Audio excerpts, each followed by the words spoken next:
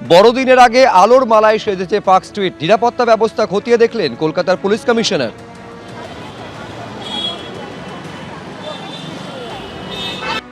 Christmas related যে বড় deployment আছে, লাস্ট 2-3 দিন ধরে আমাদের ডেপ্লয়মেন্ট হচ্ছে। আজকে অনেক বেশি ডেপ্লয়মেন্ট আছে, সিনিয়র অফিসার্স ফিল্ডে আছেন, আমরাও নিজেরা ঘুরে দেখে নিচ্ছি আজকে কি কি ব্যবস্থা আছে, অ্যান্ড কোথাও যদি খামতি আছে ওটাও আমরা আজকে রিভিউ করে নেব।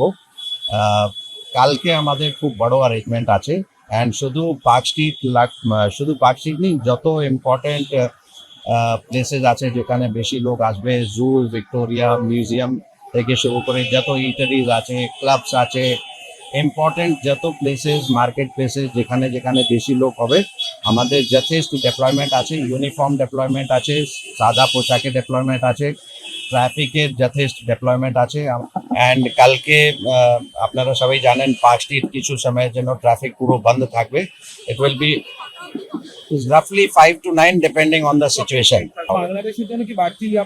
বাকি যত ইস্যু আছে সিকিউরিটি রিলেটেড অ্যান্ড স্পেশালি বাচ্চারা, মহিলারা, ওদের নিরাপত্তার জন্য যথেষ্ট অ্যারেঞ্জমেন্ট আছে। For that we have special arrangements. ডিটেলসে আমি যাব না কি অ্যারেঞ্জমেন্ট আছে, but yes that has been taken into consideration. আসি পরের খবরে। টোপের ছাগল না খেয়ে জঙ্গলে চড়তে যাওয়া ছাগল শিকার বাঘের। 4টি মৃত ছাগল উদ্ধার, বেশ কয়েকটি ছাগল নিখোঁজ দাবি করছে গ্রামবাসীরা। বাঘের কামড়ে রক্তাক্ত গবাদি পশু দাবি গ্রামবাসীদের। পুরুলিয়ার রাইকা পাহাড় এলাকায় রাহামদা গ্রামে এবার বাঘের আতঙ্ক। জারি করা হয়েছে লাল সতর্কতা। গ্রামবাসীদের জঙ্গলে যেতে নিষেধ বন দপ্তরে।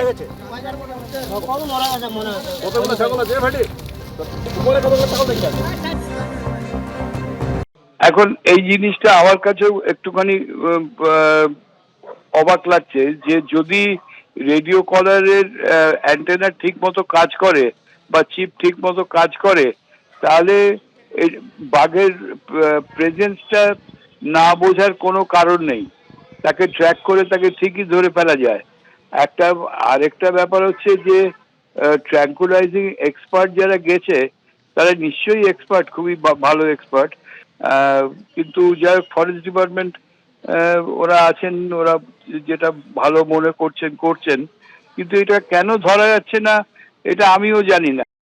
জঙ্গলে বাঘ এসেছে কাল রাত্রে সময় দিয়ে, আবার ছাগলগুলো খেয়ে নিয়েছে। একটা মারা গেছে, দিয়ে দুটো এখন বাঁচায় আছে। বাঘটাকে দেখতে পাইনি, কিন্তু এখন ছাগল খেয়েছে, আমরা জানতে পেরেছি যে বাঘই খেয়েছে ছাগল। ঘর সামনে জঙ্গল আছে, ওই জঙ্গলটাই আছে বাঘ। না পাঠাবো না, এখন ভয়ে কাঁপছি, আমরা পাঠাবো না, আর যাবো না, আমরা ছাগলগুলো নিয়ে যাবো না। এসেছে বাঘিনী সেখানেই আছে, 3 কিলোমিটার মোটামুটি পেরি করে ঘুরছে। বেশ কিছু গুহা আছে, টিলা আছে, পাহাড় আছে, জল আছে, মানে বাঘ থাকার জন্য সব থেকে ভালো জায়গা। তো সেই ক্ষেত্রে মানে ইমিডিয়েটলি আমরা বাঘকেও ডিস্টার্ব করছি না, মানুষকেও না। মানুষের যাতে আতঙ্ক না হয় সেই জন্য রাত্রে আমরা গ্রামে পাহারাদার রাখছি। আর ওদের যদি ছাগল গরু টরু খেয়ে নেয় তাহলে তার জন্য আমরা স্পট পেমেন্ট করে দেবো। আমরা যেটা ভাবছি যে 4 নাইট এবং 5 নাইট 4 ডেজ খুব শীঘ্রই হয়তো দেবে, মানে ওর খাওয়ার সময় প্রায় হয়ে গেছে।